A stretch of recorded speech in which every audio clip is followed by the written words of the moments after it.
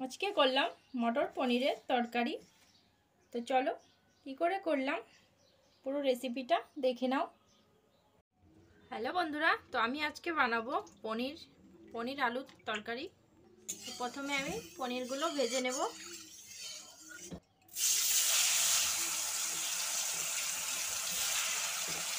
তো পনিরগুলো বেশি ভাজবো না, হালকা ভেজেই তুলে নেব।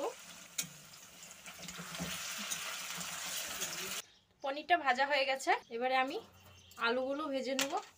তো দিয়ে দিলাম গোটা জিরে, একটা তেজপাতা। এবারে দিয়ে দিচ্ছি আলু, দিচ্ছি নুন, হলুদ গুঁড়ো। তো এবারে একটু ভালো করে আলুগুলো ভেজে নেব, একটু লাল লাল করে।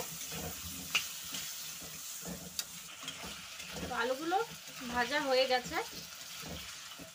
তো এবারে আমি দিয়ে দিচ্ছি একটা টমেটো। তো এবারে মটরশুঁটিগুলো দিয়ে দিচ্ছি।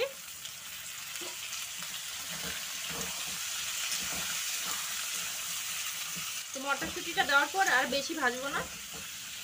আর এখানে মশলাটা করে রেখেছি, আমি দিয়েছি জিরে গুঁড়ো, টমেটো, আদা, কাঁচা লঙ্কা, টক দই, দিচ্ছি হলুদ গুঁড়ো। এবারে একটু ভালো করে কষিয়ে নেব।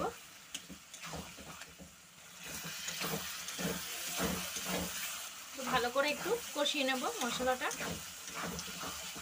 আর পনিরটা কিন্তু আমি সম্পূর্ণ নিরামিষই রান্না করছি। তো দিয়ে দিচ্ছি আমি 1 চামচ মতো চিনি। তো মশলাটা কিন্তু আমার কষানো হয়ে গেছে। তো এবারে আমি সামান্য একটু জল দিয়ে দেব। তো দিয়ে দিচ্ছি একটু জল। তো জলটা আমি বেশি দেব না। এবারে আমি দিচ্ছি দুধ। তো দুধটা দিলে কিন্তু পনিরের তরকারির স্বাদটাই কিন্তু অনেকটা ভালো আসে, টেস্ট হয় দারুণ।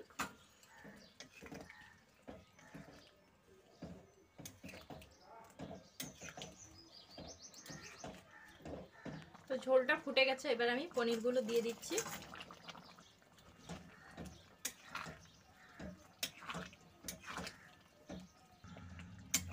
তো তরকারিটা কিন্তু প্রায় রেডি হয়ে গেছে। তো এই সময় আমি নামিয়ে নেব, কারণ এটা ঠান্ডা হলে কিন্তু অনেকটাই শুকিয়ে যাবে, টেনে যাবে ঝোলটা।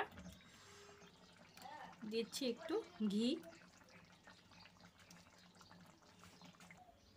তো এখানে আমার পনিরের তরকারিটা কিন্তু হয়ে গেছে।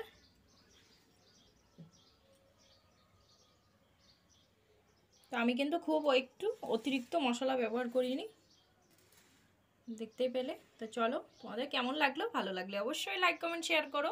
আর চ্যানেলে যারা নতুন আছো চ্যানেলটিকে অবশ্যই সাবস্ক্রাইব করে আমাকে সাপোর্ট করো।